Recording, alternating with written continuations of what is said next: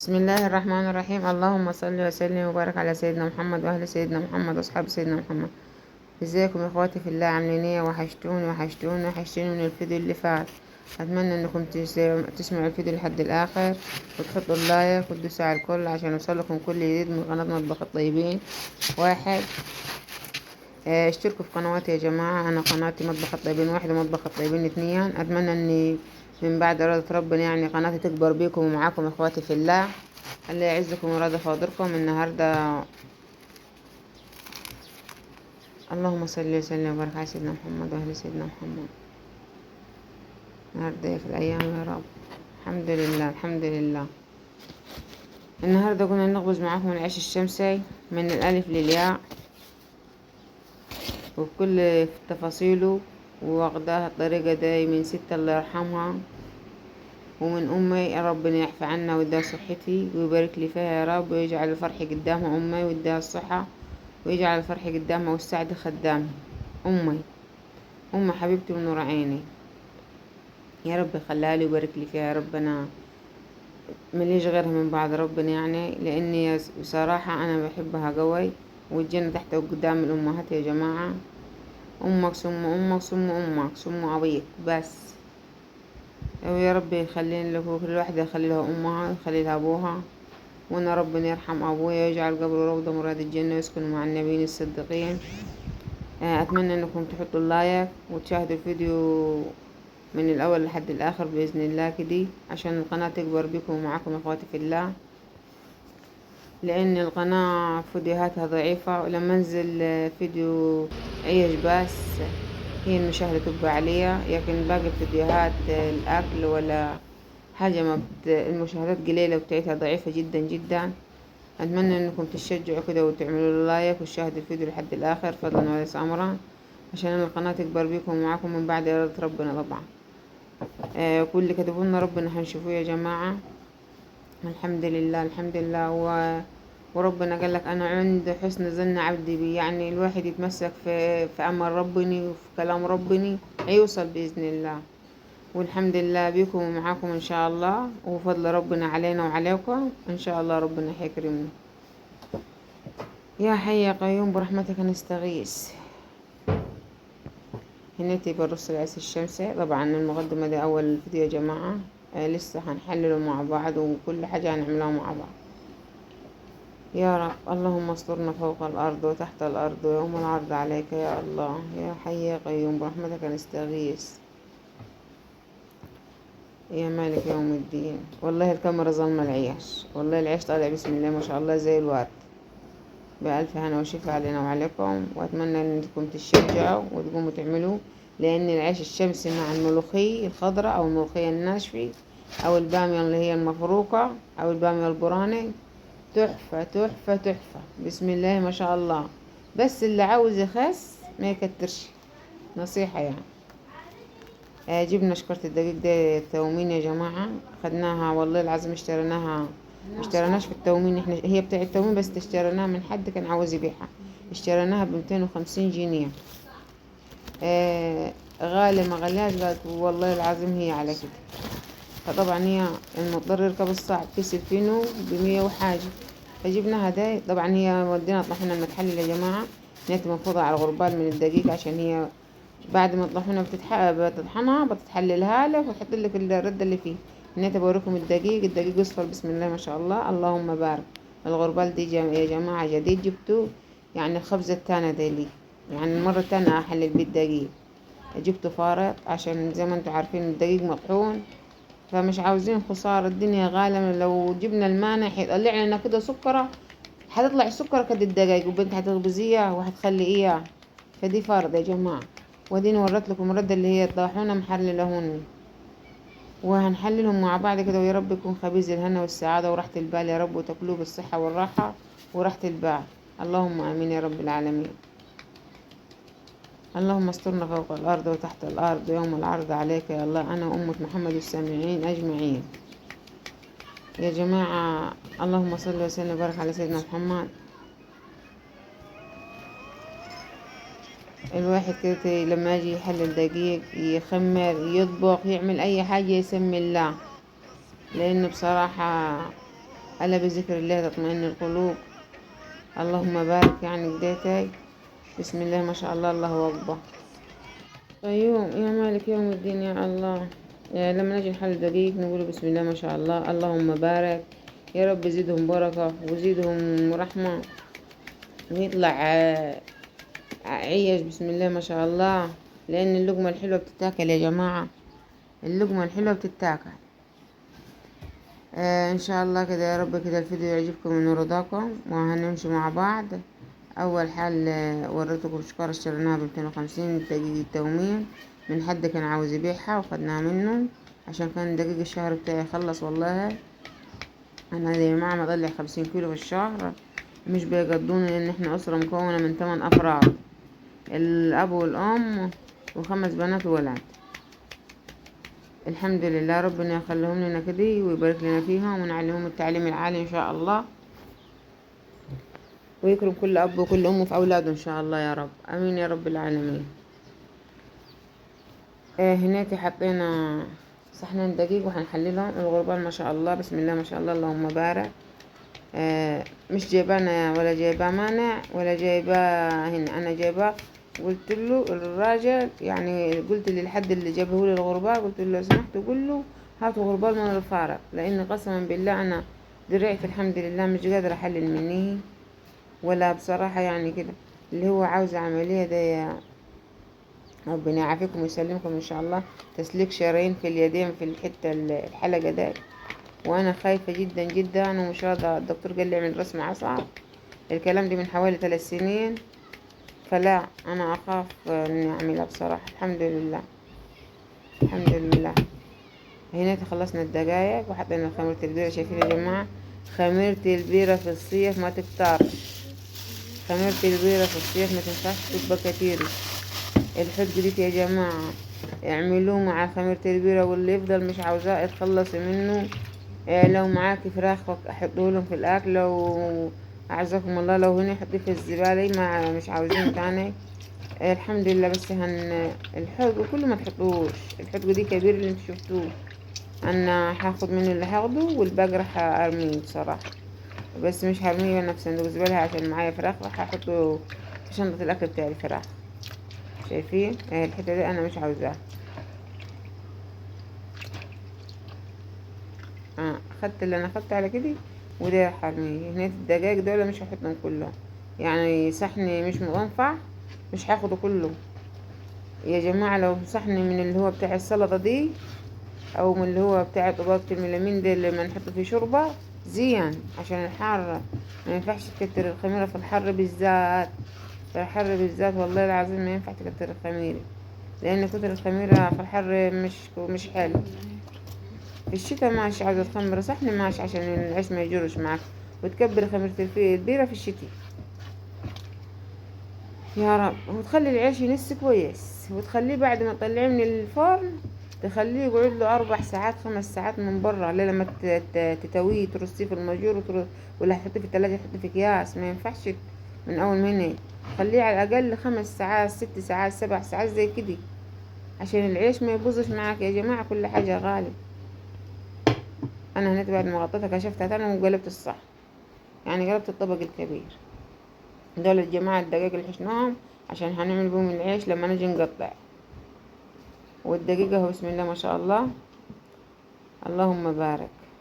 شايفين الخميرة يا جماعة بعد ما خمرت بسم الله ما شاء الله.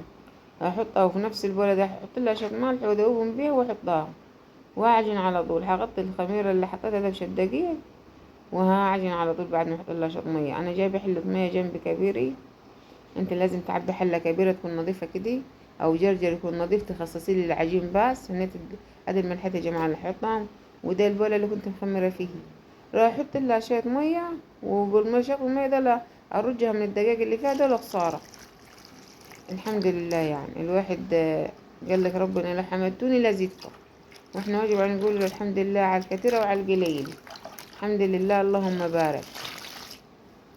هنا بعد ما حطينا مية يا جماعة هنسمي الله ونقول قول الله احد، ونقول بسم الله ما شاء الله، ونقول قل اعوذ برب الناس برضو، ونقول سورة الكرسي، وبسم الله ما شاء الله، وبألف هنا وشفا علينا وعليكم يا رب كده ان شاء الله.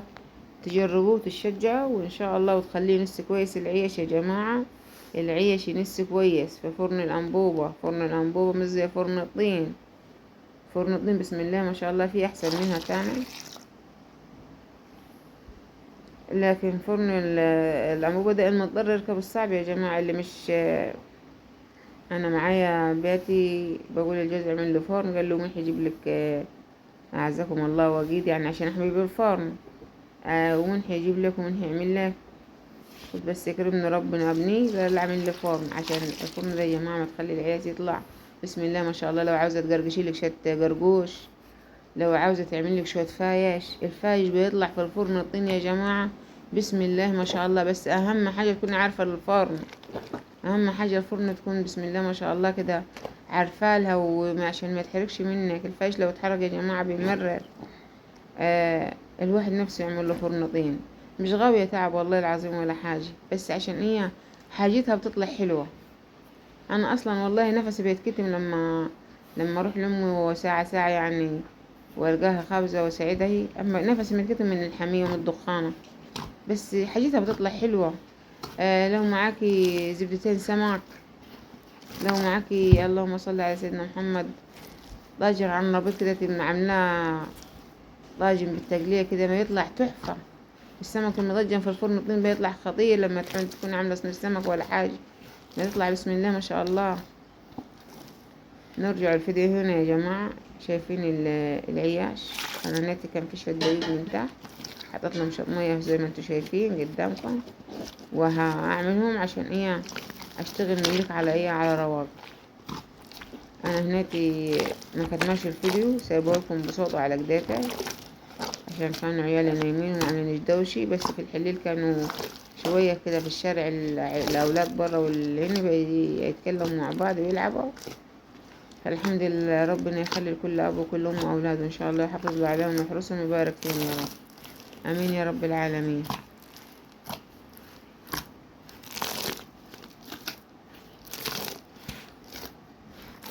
يا رب يا حي يا قيوم برحمتك نستغيث يا الله يا مالك يوم الدين.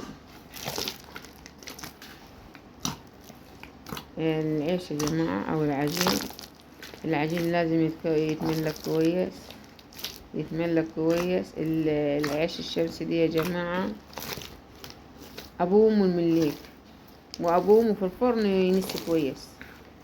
مش لا في العيش الشمسي في الفرن بيقعد نص ساعة وزيادة عشان يعرف ينسي كويس، لأن فرن الأنبوبة غير فرن الطين. فرن الأنبوبة لازم يقعد نص ساعة وزيادة. فرن الطين ممكن يقعد تلت ساعة، ممكن يقعد 25 دقيقة فرن الطين، لأنها بتنجز فرن الطين بصراحة.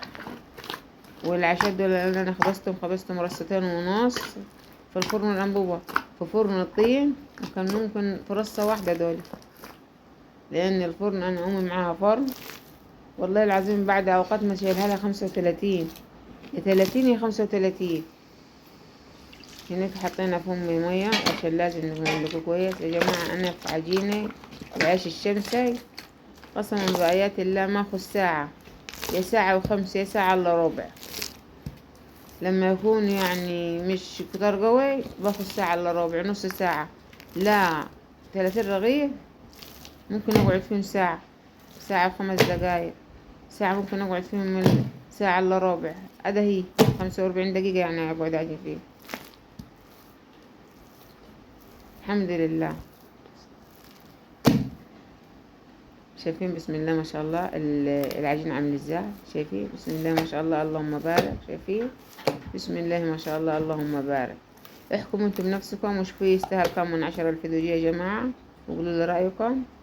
لأن العيش بصراحة العجين من كتر ما هو عجبني كبت له شوية مية أنا يا جماعة كده تقيلية،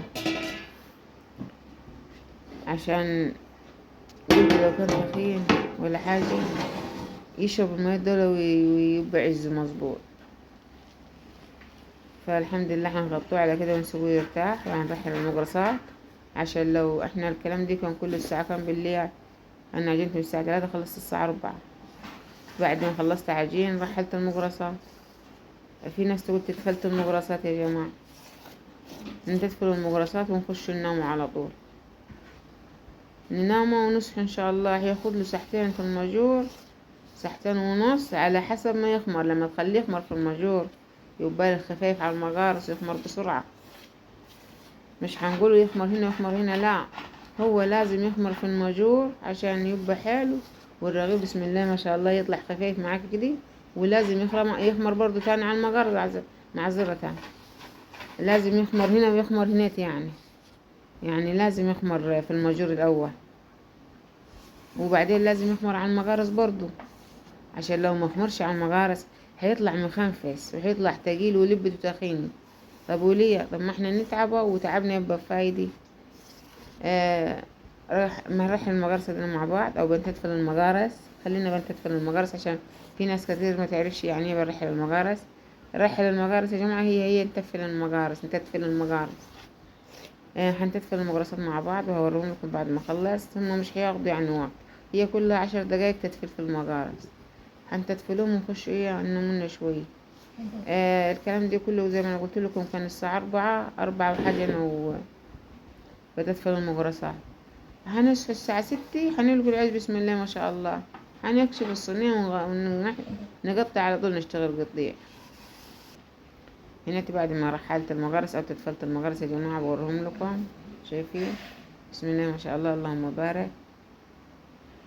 وادي لك العيش بسم الله ما شاء الله بعد ما خمر يا جماعة. معذرة يا جماعة، شايفين بسم الله ما شاء الله القطيع عيش الشمس يا جماعة، شايفين قطيع عيش الشمس. الدقايق في الصحن دول اللي حشناهم مع بعض في الماجور لما جينا نعجن قبل ما نعجن يعني. وادي لك الرغيفة دي قطعناها على المقرص. هذا القطيع يا جماعة. القطيع اللي علمتهوني أمي، ربنا يحفظ عنها ويخليها لي ده الصحة، لأن أنا بصراحة بعلم في بنتي في القطيع اللي هو ما حباش إنها تعجن.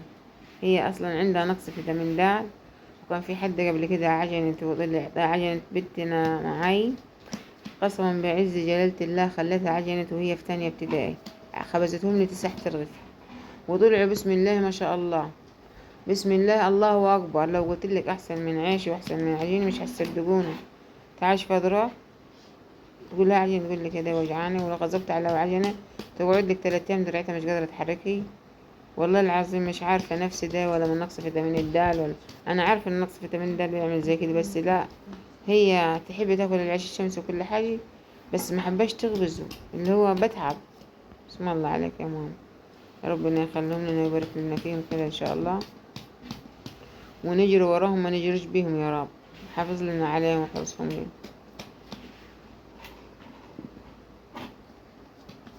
هنا بنقطع مع بعض، اوريكم اديني بقطع القطيع ازاي وبحطه قدامكم على المقارص. ده يا جماعة بنتي بتحش من ورايا وتفرش يعني كده، شايفين؟ ربنا يخليها لي ان شاء الله ويبارك لي فيه، اللهم امين يا رب العالمين. شايفين ما شاء الله القطيع بتاع العيش طلعيه ازاي؟ شايفين العيش بسم الله ما شاء الله مع انه مملك كويس، شايفين؟ اللهم بارك اللهم بارك. بألف هنا وشفا علينا وعليكم، وتشجعي كده وعجني لك شويه حتى لو 5 كيلو. انت مرة على مرة هتحبي العيش الشمس، بس نصيحتي ما تكترش منه عشان ما تتخنيش. الحمد لله يعني الواحد ياكل له كده. سيدنا النبي صلى الله عليه وسلم قال ايه؟ ثلث لشرابك وثلث لطعامك وثلث لنفسك. فالواحد يقوم كده ببطن هاوي عشان يعرف يتنفس يعرف يشرب. الحمد لله يا جماعة، الحمد لله. يلا قوليلي كده الفيديو يستاهل كم ديتي من 10، ويستاهل كم 1000 مشاهدة، ويستاهل كم 1000 لايك. أتمنى أنكم تشاهدوا القناة تحتي عشان القناة يكبروا بيكم ومعاكم إن شاء الله. وهنا تديتي آخر رغيف حنون صغير. بألف هنا وشفا علينا وعليكم يا رب. شايفين الحنون يا جماعة؟ وهنا هنفرك الحوض الدقايق ده اللي سبتهم عشان هحطهم في الكيسي عشان ايه الحجبة اللي بكشف منه. الحجبة لو لقيتيه ناشف يا جماعة حببة مية صغيرة وبعمل لي بيها، اعملي كرة بداية وبعد ما تعملي كرة سفيه من الدقيق وحطيه في الدقيق واربطيه في الشنطة، خليه ساعتين 3 يخمر من برا التلاجة وبعد كده حطيه في التلاجة. اهم حاجة تخليه ساعتين 3 من برا عشان يخمر. لو عايز تخليه ساعتين خليه، لو عايز تخليه 3 خليه، لو عايز تخليه ساعة خليه، اهم حاجة يخمر ويشم نفسه. هنا انا بعد ما خلصت قطيع بفرك معاكم الحاض وهوريلكم ضربتي. في ناس ما تقول عليها حاض وفي ناس ما تقول عليها فراق، احنا في بلدنا نقول عليها حاض، وناس تانية تقول عليها فراكة برضه ببلدنا عادي. شفت بقى الميل اللي انا حطيته يا جماعة عشان ايه اعجن الحدق ما اخلوش ان اخليه حتة واحدة كده. وبعد كده لو حسيتين لازم تسقطيه في الدقيق كده عشان ما يتشتش في الشنطة ولا حاجة، يبقى قاعد بسم الله ما شاء الله زي ما هو. بسم الله ما شاء الله اللهم بارك يا رب.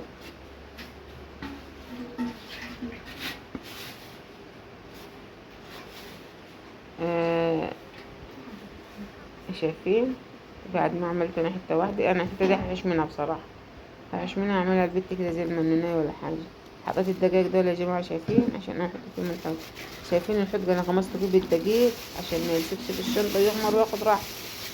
هنربط الحلق واحطه جنبك، حطيه جنبك جنب العيش جنبك مثلا لو عندك كنبة لو عندك انتريه. اول ما يخمر كده وديه في التلاجة على طول ما طلعش غير على الخبيز.